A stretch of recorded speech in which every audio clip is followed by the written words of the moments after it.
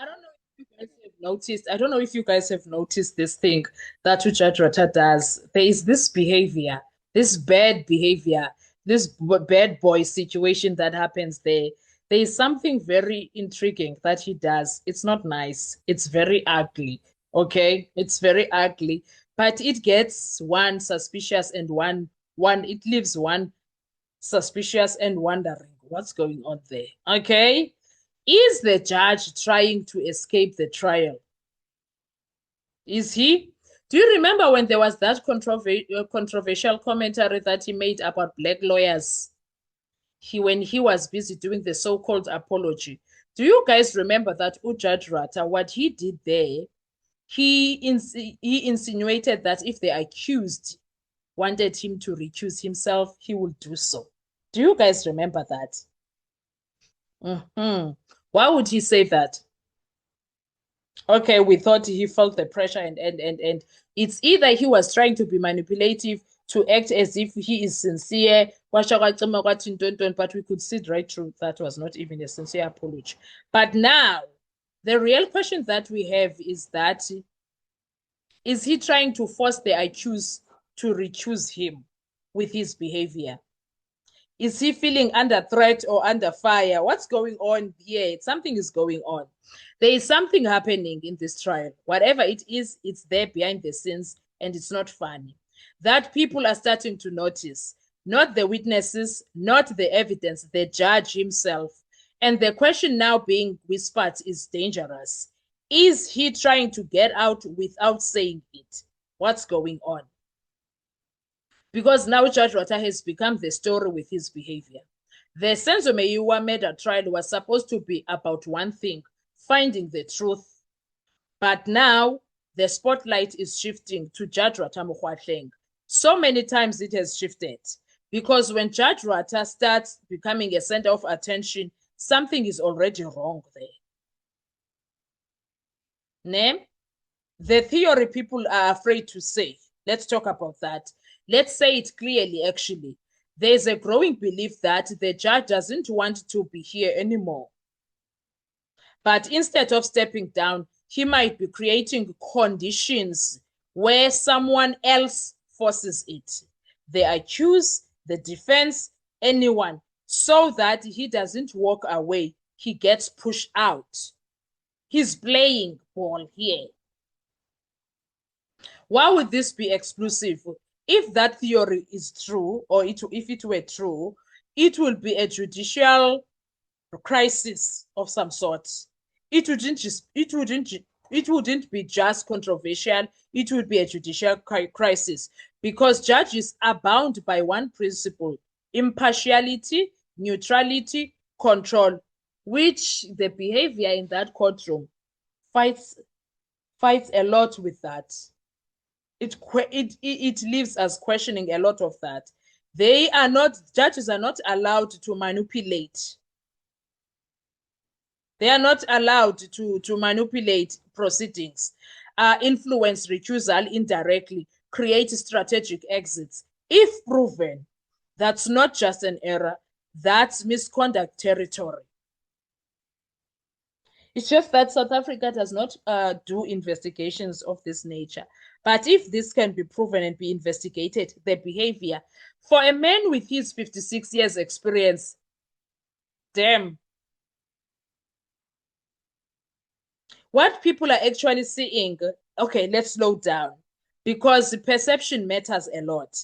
People watching the trial are noticing interruptions, frustration, entering arguments, engaging witness directly, and their reaction is, this doesn't look neutral anymore. Or was it even neutral at some point? But here is the twist. In law, not everything that looks wrong is wrong. A judge can ask questions, can control proceedings, can clarify confusion. Okay? Now, there are dangerous lines that someone must not cross. There's a line in law, and once a judge crosses it, the entire case becomes unstable. The line is called descending into the arena. And Judge Rata has done that a lot. 2023, 2024, 2025, even now in 2026. This is when a judge stops being a referee and becomes a participant. And oh, he is a bloody participant, Kesan. If that happens, the trial can be challenged. Appeals become stronger. The entire outcome becomes questionable. Okay, what if the defense strikes? Now imagine this move. The defense files for recusal, not based on emotion, but based on pattern of conduct, perceived bias, interference with fairness. If that happens, everything stops, trial pauses, arguments begin, the judge must defend his position. If recusal is granted, the trial could restart again. Because there was a de novo already, we will get another de novo. Years of proceedings could collapse. So I don't think anyone is willing to watch that or see that happen again. We are all not interested in that. Let's land this. There is no proof the judge wants to escape, but the perception is growing. The tension is rising. The scrutiny is intense.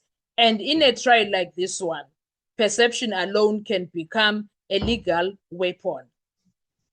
That's where problems are now. Because at the end of the day, this is not about feelings. This is about one question. Would a reasonable person still trust the judge to be impartial? And if the answer becomes no, then the biggest twist in this trial won't come from a witness. It will come from the bench. And the question is, what is going on? What is Judge Ratta trying to do with his behavior? Is this his normal behavior? Is he always like this? If yes, was he ever asked to recuse himself? And if that is there is a yes also in that, what is happening? Why is there no one doing anything? Why is he not being investigated? Why are they quiet about the behavior? All of those things are questions that need answers. Those are questions that need answers, and he needs to answer, and the judiciary, JSC must answer. Judicial Services Commission, yes, they must answer. I remember when he did another black comment. Now, last year it was that one that he apologized for. He did another one. And I saw Judges Matter spokesperson Mbekezeli commenting and saying this is borderline misconduct now. He is not supposed to be doing. He apologized for this. Clearly, he means this when he says it. I don't know where is that going. Where is that going to go? Is there anything that is going? Because there were complaints that were sent. I don't know what they are going to do about it, but it needs to be taken care of. He needs to be held accountable for his behavior. He is not untouchable. He is not a man in an Ireland because he believes he is untouchable. So someone needs to hold him accountable and show him that you are not a man that is above law. You are not Lady Justice. You are not the law. So those are the things that I think needs to be looked after and and investigated. What are your thoughts when it comes to all of this? Do you think Judge Ratta Mogoateng is trying something, but because he was a soccer player, he's dribbling the accused and they are not budging? That's what I like. They are not budging, but he's trying to dribble them into recusing him with the commentary that he makes, with the behavior, ascending to the arena, all of those things that he does. What are your thoughts? Let's talk in the comment section. I want to hear your views. Thank you so much. I will see you on our next video. Kindly, please make sure you do not forget to like, to share, to comment, and most importantly, please make sure you are subscribed on the channel. Please make sure you are watching the videos up until the end. When you are doing that, you are helping this channel to grow in all aspects. Thank you so much. Bye-bye.